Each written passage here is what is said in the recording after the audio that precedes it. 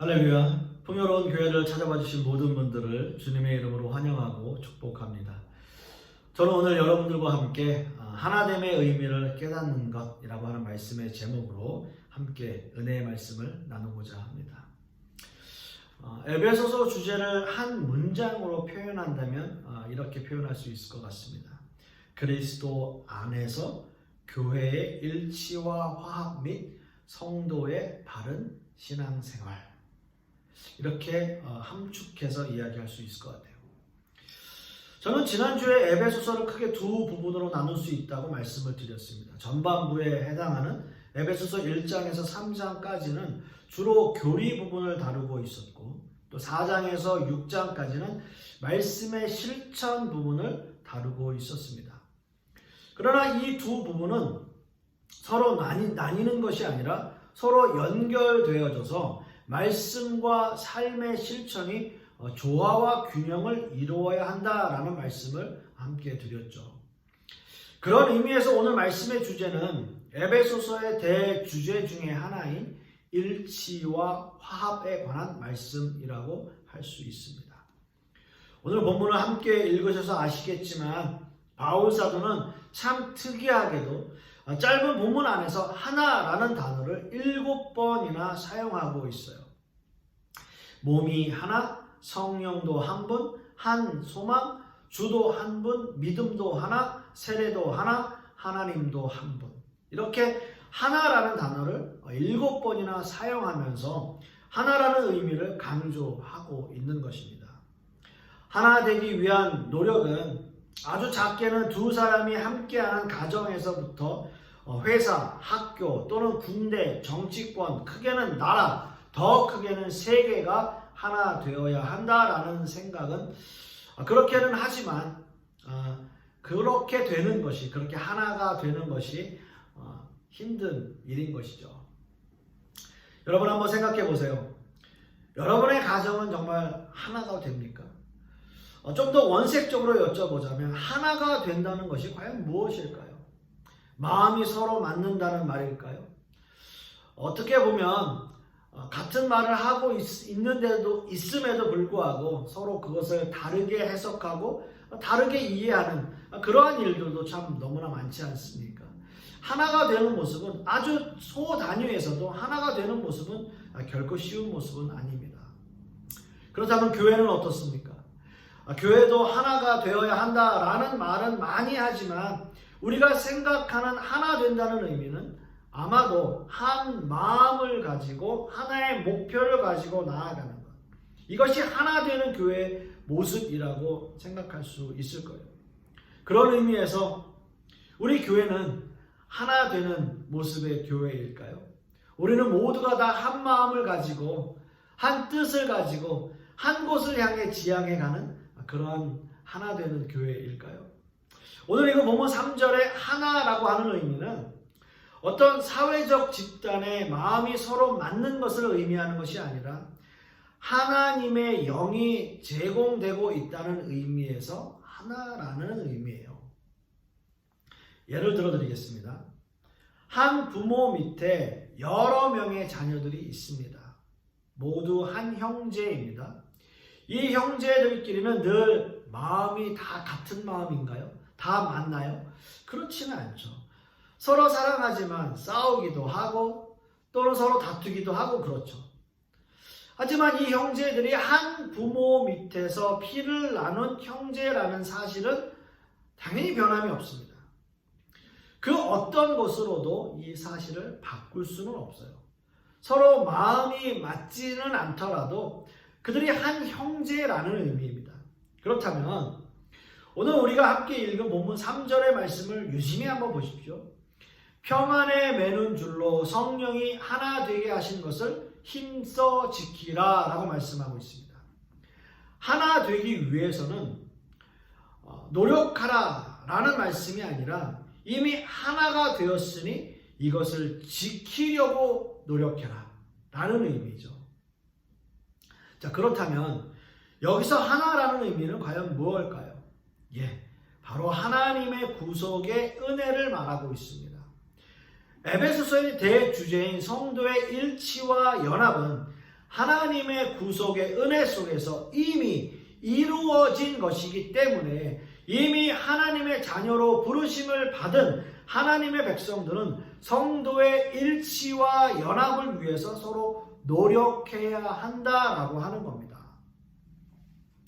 그렇기 때문에 우리는 미우나 고우나 한 형제 자매입니다. 한 분 하나님 안에서 새롭게 태어난 하나님의 자녀들이기 때문에 우리는 하나가 된 것이죠. 때로는 함께하는 형제가 말썽을 부릴 수도 있어요. 또 그 형제들이 서로 문제를 일으킬 수도 있습니다. 그래도 한 가족이라면 그 모든 상황들을 덮어주고 감싸주고 위로해 주는 것이 한 가족의 의미이고요. 또는 하나됨의 의미가 될 것입니다. 저는 그런 의미에서 하나됨의 의미를 좀 더 깊이 있게 나누기를 원하는데요. 먼저 오늘 이거 본문에서 바울 사도는 독특하게도 하나라는 단어를 7번 사용하고 있는데, 먼저 4절에 나와 있는 몸이 하나, 성령이 하나, 한 소망은 성령 하나님에 관한 말씀이고요. 5절에 주도 하나, 믿음도 하나, 세례도 하나는 성자 하나님에 관한 말씀이고, 마지막 6절에 하나님도 하나이시니 라는 말씀은 말 그대로 성부 하나님에 대한 말씀을 순차적으로 설명하고 있는 것입니다.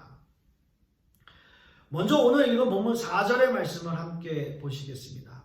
4절 말씀 보시면 몸이 하나요 성령도 한 분이시니 이와 같이 너희가 부르심의 한 소망 안에서 부르심을 받았느니라. 자, 오늘 이 말씀에서 이 몸은 그리스도의 몸인 교회를 의미하고 있습니다.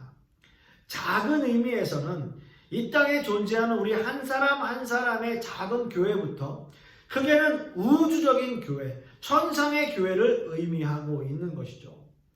이 우주적 교회는 이 땅에 존재하는 교회와 달리 쇠퇴하거나 줄어들거나 없어지지 않는 교회입니다.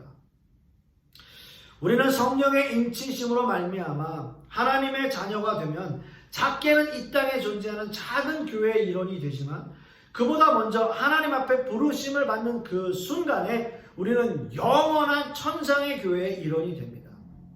하지만 이 땅을 살아가는 우리는 지금 당장 천상의 교회를 갈 수는 없어요. 그래서 우리는 그 천상의 교회를 소망하며 삽니다. 그것이 한 소망이에요. 우리 모두는 힘들고 어려운 이 땅을 살아가고 있지만 모두가 천상의 교회에서 함께하길 소원하는 겁니다. 이처럼 하나님께 부르심을 받은 하나님의 자녀들은 한 가지 소망을 가지고 사는데, 그런 의미에서 우리는 하나의 소망을 꿈꾸고 있는 하나인 것이죠. 고린도후서 4장 17절 18절 말씀, 그리고 5장 1절에는 이런 말씀이 있어요.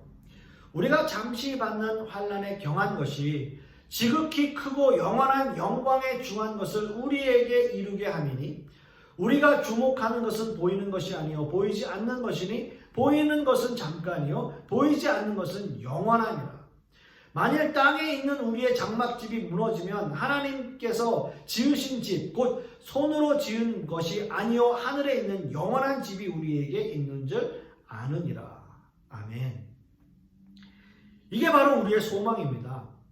이 땅에서의 환난, 어려움, 고통이 우리에게 있지만 그럼에도 불구하고 우리가 살아가는 이유는 무엇입니까? 우리에게 어떤 소망이 있습니까? 저 천국의 나의 본향, 하나님이 손수 만드신 영원한 집이 있기 때문 아니겠습니까? 우리가 하나 되고요, 성도 간의 일치와 화합을 이룰 수 있는 이유는 성령 안에서 한 소망을 가지고 있기 때문이에요. 그 소망은 세상적인 성공을 위한 소망이 아니라 하나님께서 준비해 주신 영원한 본향을 꿈꾸는 소망입니다. 이 땅을 충실히 살아가시되 여러분과 우리 교회의 소망은 저 하늘나라에 있음을 명심하고 사시는 저와 여러분 되실 수 있기를 간절히 소망합니다. 이어서 오늘 읽은 본문 5절의 말씀을 보시면 주도 한 분이시요 믿음도 하나요 세례도 하나요 라고 말씀하고 있습니다. 오늘 이 본문에서 주님이 한 분이시라는 것은 의심할 여지가 없습니다. 그리고 믿음은 주님을 믿는 사람의 내적 표현이고 세례는 믿음을 드러내는 외적 표현이라고 말할 수 있어요. 즉 하나님의 자녀들은 오직 예수 그리스도를 믿는 믿음 안에서만 하나 될 수 있다는 것입니다. 기독교는 예수 그리스도를 믿는 종교입니다. 더 정확히 말씀을 드리면 삼위 하나님을 믿는 종교예요. 세상에는 하나님이라고 부르는 신을 믿는 종교가 참 많이 있습니다. 하지만 기독교는 예수 그리스도를 통한 구원을 믿는 종교예요. 세상의 어떤 종교도 하나님의 아들이시며 또한 하나님이 인간의 세상에 내려오신 분은 없습니다. 이것은 신화나 만들어낸 이야기가 아니라 역사적인 사실이며 진실입니다. 하나님은 죄로 말미암아 죽을 수밖에 없는 인간들을 위해서 자신의 독생자 아들을 이 땅에 보내셨어요. 하나님의 아들이시며 하나님이신 성자 하나님은 우리를 위해서 십자가를 지셨습니다. 이것은 예수님의 자발적 순종이고요. 오로지 인간들의 죄를 위해서 자신의 목숨을 아끼지 않고 십자가를 지신 거예요. 그러므로 이제 모든 인간은 예수 그리스도가 나를 위해서 십자가를 지셨고 예수 그리스도의 희생으로 말미암아 구원받는다는 사실을 믿기만 하면 구원을 받게 되는 거예요. 이것을 믿는 것이 바로 믿음이에요. 이 세상에 존재하는 모든 하나님의 백성들은 모두 다 하나같이 이 믿음의 고백을 해야 하는 것입니다. 한 분이신 주님, 하나의 믿음, 하나의 세례는 모든 교회에게 동일하게 주는 믿음의 고백을 의미합니다. 여러분, 세상은 자꾸 이 믿음을 갖지 못하게 만들어요. 이 믿음을 변질시키려고 해요. 지금의 교회는 자꾸 본질적인 신앙에서 점점 멀어져 가고 있는 모습입니다. 믿음의 본질에 서지 못하고 자꾸 세상적인 방법을 동원하는 교회의 모습은 참으로 안타까운 모습이죠. 헨리 블랙커비 목사님이 쓰신 영적 리더십이라는 책을 보시면 그 책 서문에 있는 글이 저를 참 감동시켰는데요. 사실 리더십에 관한 책은 참 많이 나와 있고요. 저도 좀 많이 상당히 읽어봤습니다. 근데 이 책은 좀 달랐어요. 이런 글을 소개하고 있습니다. 예수님은 비전을 내걸지 않으셨다. 대신 아버지의 뜻을 구하셨다. 예수님께서는 분명 자신과 제자들을 향한 비전이 있었지만 그것은 아버지에게서 온 것이었다. 세상의 리더십 전문가들은 예수님이 마치 산 꼭대기에 올라가 예루살렘을 내려다보며 이렇게 혼잣말 하는 것처럼 그리곤 한다. 어떻게 추종 세력을 모아 온 세계에 복음을 전할까? 기성 종교인들을 어떻게 설득할까? 군중들에게 어떻게 설교할까? 거창한 기적들을 연달아 행해야 할까? 아니다. 12명의 인생에 내 자신을 투자하자. 내가 떠난 뒤에 내 대신 사명을 수행할 수 있도록 그들을 천천히 훈련시키는 거다. 그들이 다른 사람들에게 투자하면 그 수가 배가 될 것이다. 그렇게 내 나라가 전 세계로 확장되게 하자. 여러분, 이 다음이 중요합니다. 하지만 이것은 예수님의 사역을 너무나 오해한 것이다. 예수님의 리더십의 핵심은 아버지와의 관계였다. 아버지를 아셨기에 예수님은 그분의 목소리를 알고 그분의 뜻을 이해하셨다. 아버지 뜻을 아셨기에 예수님은 사람들의 의견에 휩쓸려 사명에서 빗나가는 법이 없으셨다라고 말씀하고 있어요. 여러분, 예수님에 대해서 교회가 생각하는 것은 12명의 제자를 키우셨고 그 제자들이 하나님의 복음을 들고 세계로 뻗어나갔기에 지금 이 땅에 이렇게 많은 교회들이 존재한다. 그래서 우리도 전도의 역군이 되자 또는 전도의 역군을 키우자라는 식의 말들과 모습 아니겠습니까? 하지만 예수님은 그렇게 하지 않으셨어요. 오직 하나님이 원하시는 일만 하신 거예요. 그것은 십자가를 지는 일이었습니다. 요한복음 8장 28절 말씀을 보시면 이에 예수께서 이르시되 너희가 인자를 든 후에 내가 그인 줄을 알고 또 내가 스스로 아무것도 하지 아니하고 오직 아버지께서 가르치신 대로 이런 것을 말하는 줄도 알리라 라고 말씀하셨어요. 교회가 하나의 믿음을 가지고 해야 할 일은 오직 하나님이 기뻐하시는 일을 하며 그분이 원하시는 일만을 하는 거예요. 이것이 믿음의 본질이고 교회가 해야 할 일입니다. 그런 의미에서 이 땅의 성도들이 교회가 너무 본질에서 벗어나는 일들을 하고 있지 않습니까? 여러분들의 신앙을 한번 보십시오. 믿음 위에 굳건히 서 있나요? 과연 우리 교회는 하나님이 원하시는 일만을 하고 있는 교회입니까? 아마 저와 여러분 그리고 우리 교회에도 뼈아픈 성찰의 시간이 필요할 거예요. 하나의 믿음으로 서기 위해서입니다. 그리고 믿음으로 오로지 하나님이 원하시는 일을 하기 위해서요. 간절히 소원하기는 저와 여러분 그리고 우리 교회는 하나님이 기뻐하시는 교회로 거듭날 수 있기를 간절히 소망합니다. 이제 마지막으로 6절의 말씀을 한번 보시겠습니다. 하나님도 한 분이시니 곧 만유의 아버지시라. 만유 위에 계시고 만유를 통일하시고 만유 가운데 계시도다. 아멘. 하나님은 한 분이시며 하나님은 만유의 아버지로서 존재하십니다. 여러분 이 말씀의 의미는 하나님께서 모든 만물의 창조주가 되시며 모든 피조물들의 하나라고 하는 또는 원천이라고 하는 뜻이에요. 우리는 각자 아버지에 대한 이미지가 있어요. 때로는 자상하고 때로는 엄하고 때로는 무뚝뚝한 아버지의 모습들을 떠올립니다. 그렇지 않습니까? 에베소서 1장으로 돌아가서 3절에서 6절의 말씀을 다시 보시면 하나님 아버지가 어떤 분이신지 명확하게 증거하고 있어요. 한번 보세요. 찬송하리로다. 하나님 곧 우리 주 예수 그리스도의 아버지께서 그리스도 안에서 하늘에 속한 모든 신령한 복을 우리에게 주시되 곧 창세 전에 그리스도 안에서 우리를 택하사 우리로 사랑 안에서 그 앞에 거룩하고 흠이 없게 하시려고 그 기쁘신 뜻대로 우리를 예정하사 예수 그리스도로 말미암아 자기의 아들들이 되게 하셨으니 이는 그가 사랑하시는 자 안에서 우리에게 거저 주시는 바 그의 은혜의 영광을 찬송하게 하려는 것이다. 여러분 이해가 되십니까? 저와 여러분에게 복 주시고 거룩하고 흠이 없게 하시고 우리를 예정하셨고 그 아들 예수 그리스도의 목숨도 아끼지 않으셨다. 그렇게 우리를 택해 주셨다라는 거예요. 이게 하나님의 사랑이에요. 이런 아버지의 사랑 때문에 우리가 지금 이 자리에 있습니다. 이렇게 우리 모두는 한 아버지의 사랑을 입은 한 자녀들이에요. 사랑하는 성도 여러분. 우리가 하나일 수 있는 이유는 너무나 간단합니다. 하나님이 우리의 아버지이시고요. 우리는 그분의 자녀이기 때문이에요. 여러분 그 이유 하나밖에 없어요. 우리는 한 소망을 가지고 살고 있고 한 믿음 안에서 살고 있고 한 아버지의 사랑 안에서 하나가 되었습니다.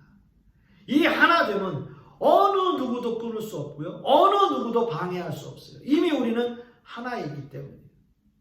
이제 우리에게 주어진 것은 하나 되게 하신 것을 힘써 지키는 것뿐입니다. 힘써 지키는 거예요. 하나의 소망을 가지고 하나의 믿음을 가지고 아버지의 사랑으로 하나됨을 굳건히 지켜나가는 겁니다.